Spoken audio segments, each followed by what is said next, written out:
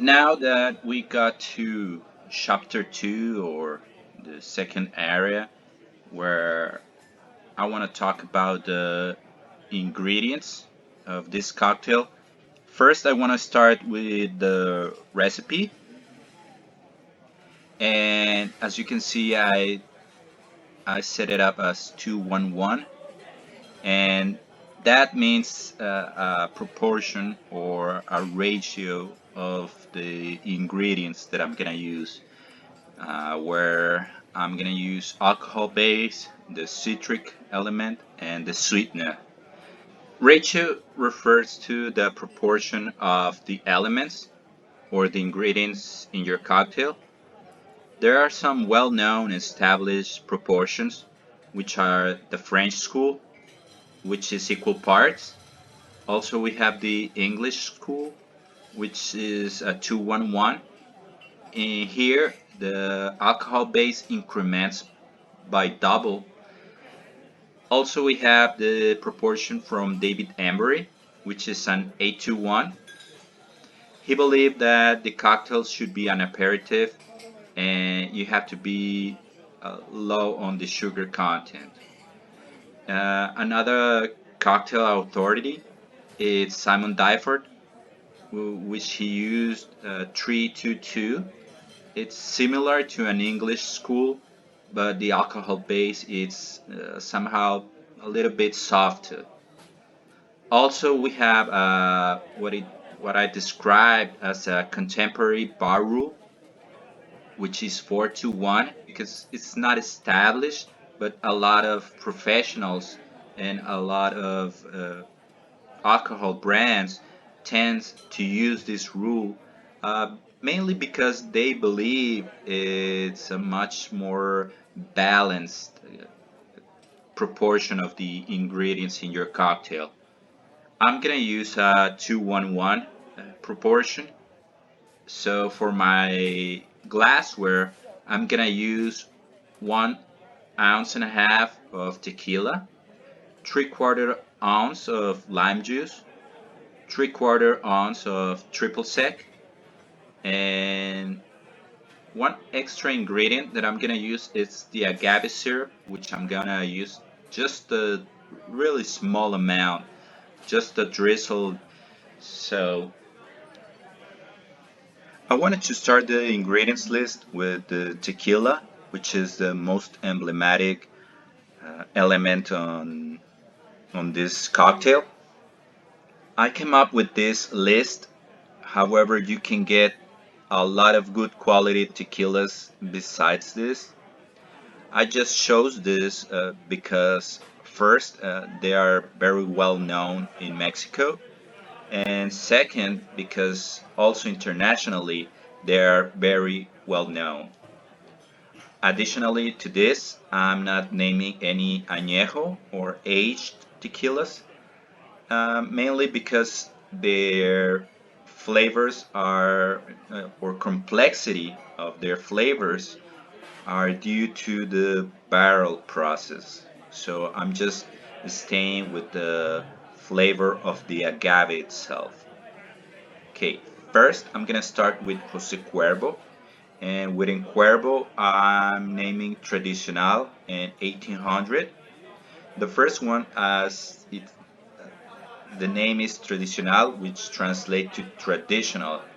So it's very traditional tequila in Mexico, and this tequila, the good thing is that it's meant to take ice cold, so it doesn't lose its aromas or flavors when you chill it. So it's a very good tequila to use for cocktails. 1800, it's a very good quality tequila, good flavors, and it, all the quality from Jose Cuervo. They are very good. You can get very nice margaritas with this tequila. Second, Don Julio. Don Julio, I believe it's the most sell tequila worldwide. So uh, that will tell you something. It's very good, high quality, and you can do a lot of good quality margaritas with this tequila. From Herradura, you can get Blanco on the Bordelaise bottle or a square bottle. The Bordelaise one, the alcohol by volume is a little bit higher. So if you are uh, trying this with the square bottle and then you change to the Bordelaise, you need to watch out with the alcohol by volume. The fourth one is salsa, also very traditional in Mexico, a very good brand of tequila. Hornitos is one of everybody's favorite, and Tres Generaciones, it's very good quality, really good flavor of the tequila. The next one is Patron. It's a very good quality tequila. You you can make also very good margaritas with this tequila. And my last option is Casa Dragones, which is a very fine tequila. It's a little bit expensive than the rest of the tequilas that I listed. However, it is very good, really good tequila. So the one that I'm gonna be using Cuervo Tradicional Blanco, which is a very good tequila, very good flavor for the margaritas. And like I said, it's meant to be taken ice cold. So the aromas are not gonna shy out. They're gonna be all the flavors once that is chilled. So it's very good. Also, I'm showing you the tradicional reposado. This ingredient is really interesting. A lot of bartenders would say that the only difference between a triple sec and a curacao, it's just that the curacao is made in the island of Curacao. This could be true nowadays because there's not much difference in standard triple six or curaçaos. However, curacao predates the triple sec, and it was first produced by the Dutch East India Company in the island of Curacao, and it was produced with the oil of the peel of the Laraja orange, which is local to this island. And also, they were incorporating herbs and spices to add complexity to their liqueur. And the triple sec, and in fact, it was a style uh, to make a curacao. Back in that time, you could get curacao dos, which is sweet curacao, and curacao triple sec. Combier started to produce triple sec, and this term triple sec refers to a three-step process to get this distillate. And how I said, Combier was one of the first producers, and triple sec is now produced with neutral spirits in which you incorporate uh, the orange peels. In this case, you could use sweet oranges or bitter oranges, and depending on the brand. And it will be just a very orange forward taste. In triple sec, you don't incorporate any additional flavors. And how I said, Jean Baptiste Cambier started producing triple sec in 1834, which is the first triple sec that we know. However, one of the top sellers is Cointreau. Cointreau, it's a very good quality orange liqueur, uh, top, very good taste. Cambier, it's a much lesser known brand. However, it's the who started this type of liqueur. Grand Marnier, it's very good quality and it's recognized by their red ribbon uh, liqueur, which is cognac instead of a neutral spirit. And the yellow ribbon, it's a standard triple sec with neutral spirit. If you want to use Curacao, how it was made back in the days, Pierre Ferrand, it's a brand that it's making this comeback of the old days of the Curacao. And you could get their dry orange Curacao, which is it will be somehow very similar to what they were using as Curacao in that time. I'm listing in these generic brands, however, I mean high quality. Balls, it was the first producer of Curacao in a massive way. However, you can also use Mary Brizard, Dequipere, Giffard, and Montbriotet. A lot of high quality liquor makers.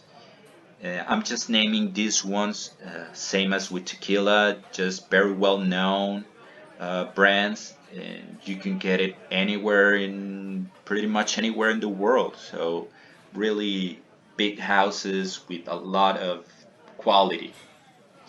Also, if you want to incorporate this flavor and you don't want to add the alcohol of the triple sec, because you need to understand that triple sec it's a 40% alcohol by volume. Well, this is the percentage for Cointreau, and I believe Combier also. I'm not much sure for Grand Marnier, but it's a very high alcohol content liqueur. If you want to keep that alcohol away and just have the tequila alcohol only, you can use these syrups, and I'm just naming these ones. However, if in your locality you have any other high quality brands, you can use them, or you can even use, you can see and make your own syrup. I'm just naming syrup de Monin and Da Vinci. They have triple sec syrups, which they are alcohol free. And I'm just using Cointreau because it's a very good quality, very natural orange flavor, and very traditional making margaritas. Now, I want to talk about the lime. I'm going to use two kinds of limes. For the use, I'm going to use key lime, or what it's called Colima lime in Mexico, or Mexican lime also. It's another name. The botanical name is Citrus aurantifolia S. Their name within the vars is bartender's lime. We're looking for a color that is green, almost a grass green, uniform color. Avoid dark hues or yellow hues. And we're looking for a texture that is really soft. The skin should be soft, and when you press it, it should be firm. And we're gonna use only fresh squeezed lime juice. For the garnish, I'm looking for a bigger a lime, which is the Persian lime or Tahitian lime, and which the botanical name is Citrus latifolia tan. I'm gonna show you these varieties that you can get in Mexico, and the names that I'm showing is the names that they have in Mexico. And the first one, that it's the Mexican lemon, it's actually the key lime. However, if you have traveled to Mexico, you would understand that they call lemon what everybody else calls lime. On the top right, we have the Persian lime, but they again they call it lemon. Those hues, if you see on the top left, we're looking for that color, a grass green, very glowing green. You know.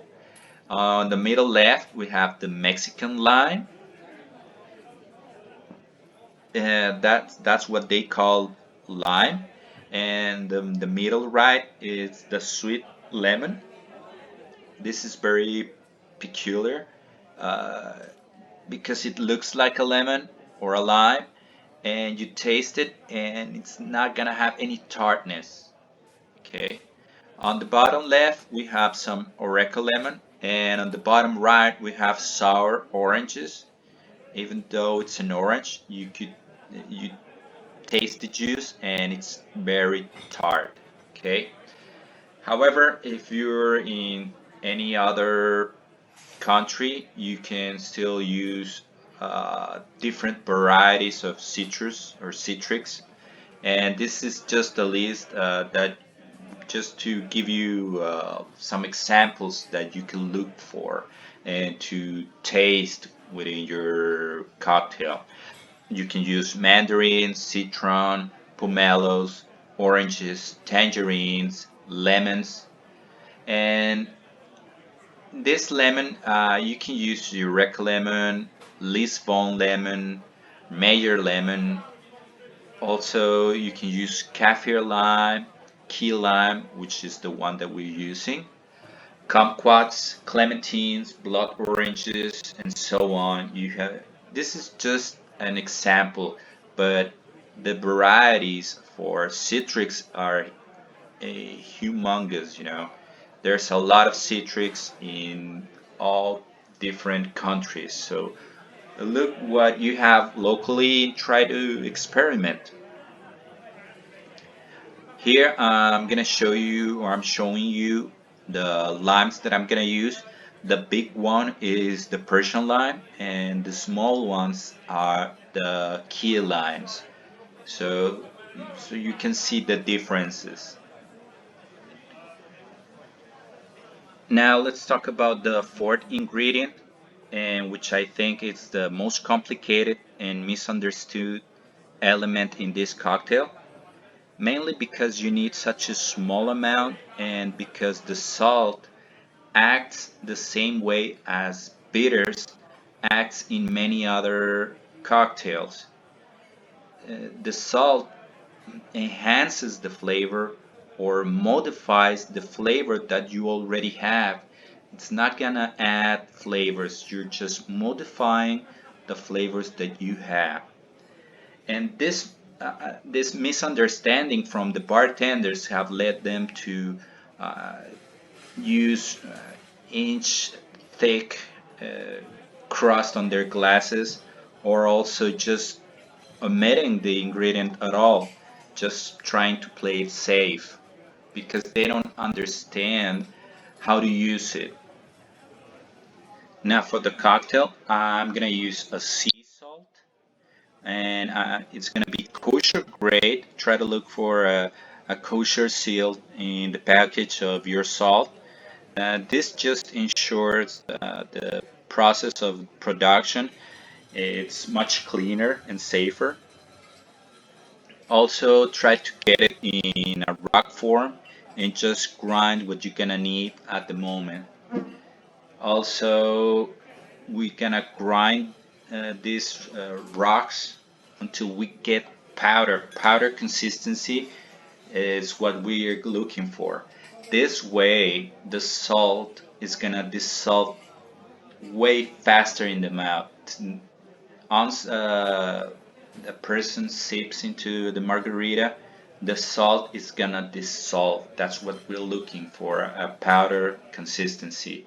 And we're just gonna use a thin ribbon around the glass. Now, for this element, we have a lot of options that we can use that goes from really top quality uh, salts to a very common and standard salts. However, what we need to have in mind is one thing, uh, the use of this salt. In gastronomy or in the kitchens, they use the salt either to build and prepare a dish, or it's either to finish a dish. So if you're using a salt to prepare a meal or a dish, this salt is incorporated with all the other elements. And in the case of a dish finisher, the salt, you cannot taste it by itself. So you need to have a really mild flavor, really good tasting. That's why it's so important, the salt in the margarita, to understand it, because this element you're tasting it by itself on the cocktail. Okay, and here we can have a lot of options. You can use table salt, kosher salt, sea salt. That's what we're using. French salts like fleur de sel gris, from the Himalayas. You can use a lot of types of salt, flavored salts. You can even get salts that are mixed with some herbs, or that they are smoked or mixed with spices. You know, there is a salt which is very traditional in Mexico, that it's used to drink mezcal. Mezcal is another type of tequila, and this is sal de gusano, warm salt, and it's mixed with dried worms from the agave, which they are toasted and mixed with some other spices and mixed with the salt. So you can use many other types of salt, just having in mind to have a mild flavor that it's gonna taste good by itself. Okay, now here's the just showing you uh, the salt that I'm using. I'm using powder consistency salt. Okay, now the agave syrup is the extra ingredient, and well, just try to get a good high quality agave syrup. Try to make sure that it's 100% agave, with no additional ingredients or sugars from any other kind. And you can try to also look for that it's been extracted from the blue agave, which is the same agave that tequila is made with. And we're gonna use a very small amount, at maximum an eighth of an ounce. And this is the one that I'm gonna use. Uh, but like I said, just there's thousands of brands of agave syrup. Try to get just a good, high quality, 100% agave syrup. Okay.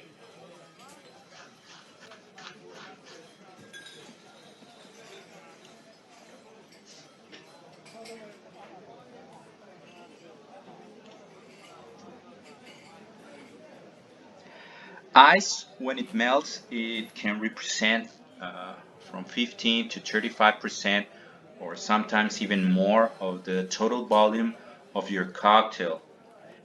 All this water that melts from the ice becomes part of the cocktail. So that's why I consider the ice an important ingredient in this and all the cocktails that you make.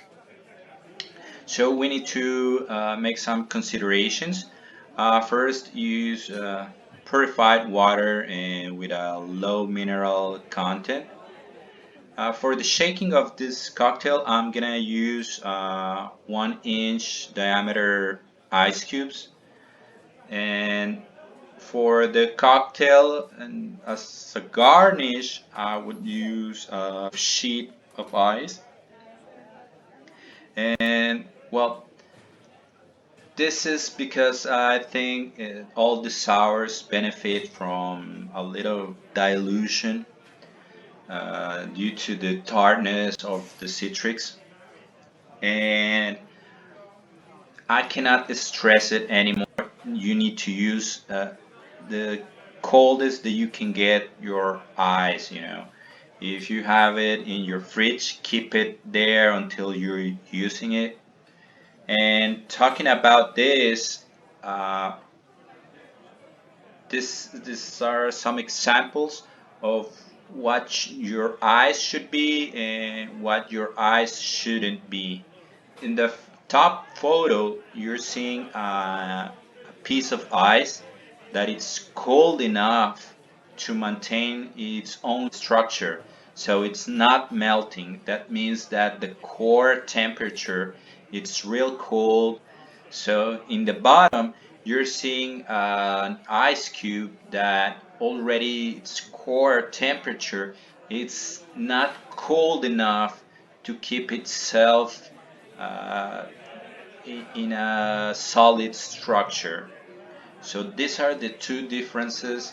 The bottom one, if you use that type of ice, you're gonna get a lot more dilution, and the top one, you will get your cocktail uh, much less diluted.